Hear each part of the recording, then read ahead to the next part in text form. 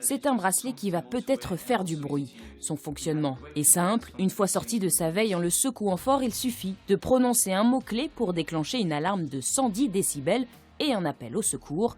Pendant ce temps, l'objet enregistre tout ce qu'il se passe et transmet ses coordonnées GPS. L'objectif, c'est de pouvoir réagir tout de suite. C'est pas un bracelet qui est connecté, tout est directement dedans.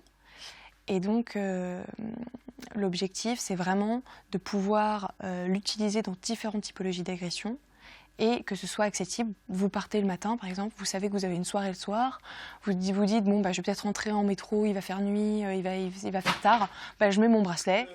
Un objet qui peut fonctionner également sans l'alarme à l'aide d'un bouton poussoir. Développé après l'écoute de témoignages de victimes et des services de secours, c'est désormais plus qu'un simple projet étudiant. Grâce à cette idée, Mathilde Blondel et Romaric Delahaye ont remporté le prix de la Fondation Dyson.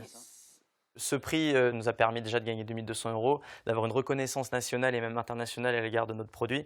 Bien évidemment, on a été contacté par plusieurs personnes, plusieurs investisseurs, plusieurs types d'entreprises d'ingénierie aussi pour nous aider à développer le produit. Donc tout ça est actuellement en cours de discussion et bien sûr que la portée du concours nous a beaucoup aidé pour faire parler du projet et éventuellement l'amener à tous les poignets des femmes qui souhaiteraient s'en munir.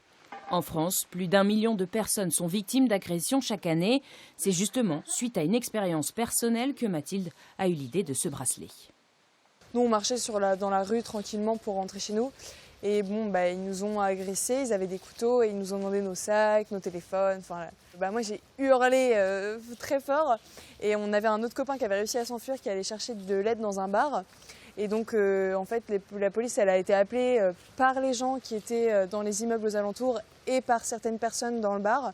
Donc, ils sont tout de suite arrivés et on a pu être sauvés. Diplômés cette année de l'UTC, Romaric et Mathilde ont déjà trouvé un travail. Ne reste plus qu'à trouver un partenaire pour développer le bracelet.